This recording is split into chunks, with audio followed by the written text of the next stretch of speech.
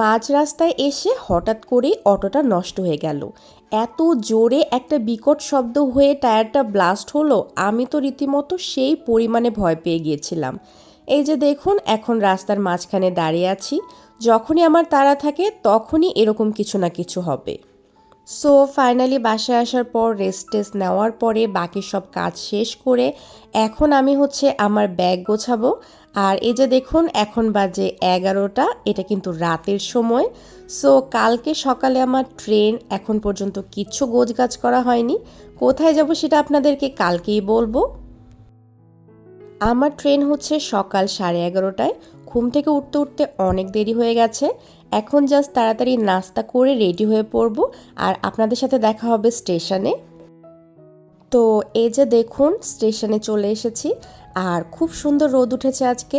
বাসায় যখন ছিলাম তখন মনে হচ্ছিল অনেক দেরি হয়ে গেছে, বাট আসার পরে দেখলাম ট্রেন আসতে এখনও টাইম আছে।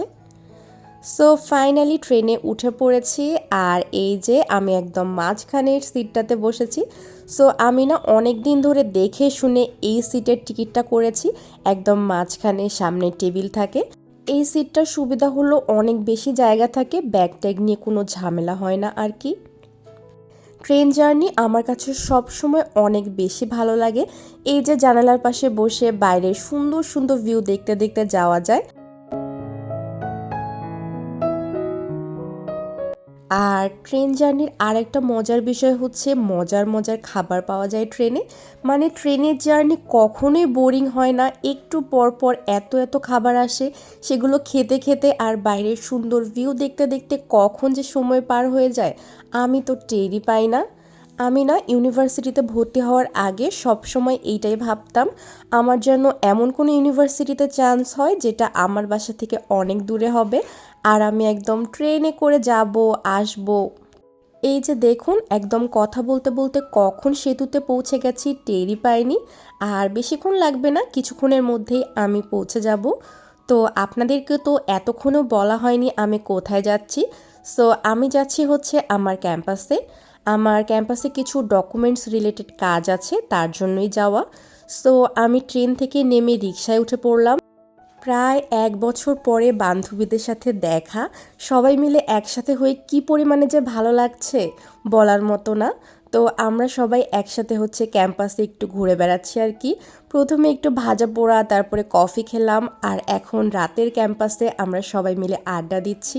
কতদিন এই ক্যাম্পাস দেখি না, কত যে মিস করি সেটা আসলে বলে বোঝানো যাবে না। 1 বছরে ক্যাম্পাসের অনেক পরিবর্তন হয়েছে, অনেক নতুন নতুন জিনিস অ্যাড হয়েছে। সো ফাইনালি ঘোরাঘুরি শেষ করে বান্ধবীর বাসায় চলে আসলাম। গতকালকে সারা রাত 3 বান্ধবী মিলে গল্প করেছি, মানে ঘুমিয়েছি আমরা সকালের দিকে। এখন তাড়াতাড়ি রেডি হয়ে ক্যাম্পাসে যেতে হবে। আজকের সকালটা অনেক সুন্দর, অনেক দিন পরে নিজের পছন্দের জায়গায় এসেছি। সো সব কিছুই অনেক ভালো লাগছে। আর এই যে দেখুন, আমার বান্ধবী আমাদের জন্য কি কি বানিয়েছে নাস্তায়, সব আমাদের পছন্দের। আমরা আলু ভাজি, ডিম ভাজা পছন্দ করি, তাই সে এগুলোই নাস্তার জন্য রেখেছে। খুবই ভালো মেহমানদারি আমাদের। সো যাই হোক, এখন চলে আসলাম ক্যাম্পাসে। অনেক দিন পরে ক্যাম্পাসে সব অফিসিয়াল কাজ করছি, সব পরিচিত মানুষদের সাথে দেখা হচ্ছে না। খুব কম পরিচিত মুখ ক্যাম্পাসে দেখা যাচ্ছে, কারণ সবাই এখন ক্যাম্পাস থেকে চলে গিয়েছে, খুব কম মানুষই আছে। সব কাজকর্ম করে আমরা এখন চলে আসলাম আমাদের দিঘির পাড়ে। অনেক দিন আড্ডা হয় না, এখানে একটু আড্ডা দিব। অ্যান্ড ফাইনালি আমাদের সবার পছন্দের চায়ের দোকানে আড্ডা না হলে আসলে হয়ই না। তারপর একটু ক্যাম্পাসের ভিতরে আবার চলে আসলাম। আসলে সারা দিন ধরে ক্যাম্পাসে ঘোরাঘুরি করেছি, তারপরেও মনে হচ্ছে যে আর একটু থাকি। অলরেডি এখন রাত 9:30 বাজে। এই যে দেখুন, বান্ধবীর ভালোবাসা, আজকেও সব আমাদের পছন্দের জিনিসই করেছে ও। আর আজকেও আমাদের জন্য স্পেশাল একটা বিরিয়ানি অর্ডার করেছে, এইটার টেস্ট অনেক ভালো। সো এই বিরিয়ানি হাউসটা নতুন ওপেন হয়েছে, সেই কারণে ও আমাদের জন্য স্পেশালি আজকে এইটা অর্ডার করেছে। সো বিরিয়ানি খাওয়ার পরে ও আমাদের জন্য কফি বানিয়েছে। তো এরপরে একদম রাতের জন্য গ্রিল আর নান। খাওয়া দাওয়া করে আমরা আবার একটু ক্যাম্পাসে আসলাম। আসলে কালকে আমাদের ক্যাম্পাসে একটা প্রোগ্রাম আছে, যার জন্য আমাদের পুরা ডিপার্টমেন্টটা খুব সুন্দর করে সাজানো হচ্ছে, আলপনা করা হচ্ছে। আর আজকেই হচ্ছে এটা আমাদের এখানে লাস্ট ডে, সো আমরা চাচ্ছিলাম যত বেশি ঘোরাঘুরি করা যায়, একসাথে টাইম স্পেন্ড করা যায় সেটা করার। আজকের পর আসলে হয়তো বা এরকম করে আর একসাথে ঘোরাঘুরি করা হবে না, কালকে চলে যেতে হবে, আবার কবে দেখা হবে না হবে জানি না। সো ফাইনালি এখন হচ্ছে আমি যাচ্ছি স্টেশনের উদ্দেশ্যে। সত্যি কথা বলতে অনেক বেশি খারাপ লাগছে, মনে হচ্ছে কি জানি একটা ছেড়ে চলে যাচ্ছি। আর এই যে এই গেটটা আর দেখা হবে না, কবে দেখা হবে জানি না, যতদূর আমার মনে হচ্ছে খুব তাড়াতাড়ি তো হবে না। আর সব কিছু মিলিয়ে ভালো ছিল, কিন্তু যাওয়ার বেলাটা অনেক বেশি কষ্ট লাগছিল। স্টেশনে এসে ওয়েট করছি ট্রেনের জন্য।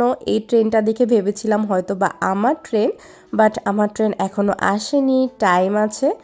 সো আজকে আসলে না স্টেশনে ওয়েট করতেও খারাপ লাগছে না, কারণ এই শহরটা আর দেখা হবে না।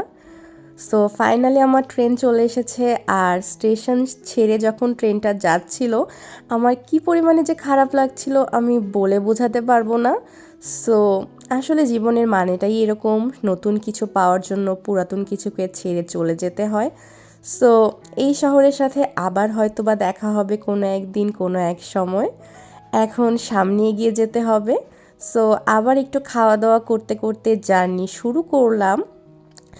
আর আজকের জন্য এতটুকুই। আই হোপ ভিডিওটি আপনাদের কাছে ভালো লেগেছে। আমার কাছে ভিডিওটি খুবই স্পেশাল। আল্লাহ হাফেজ।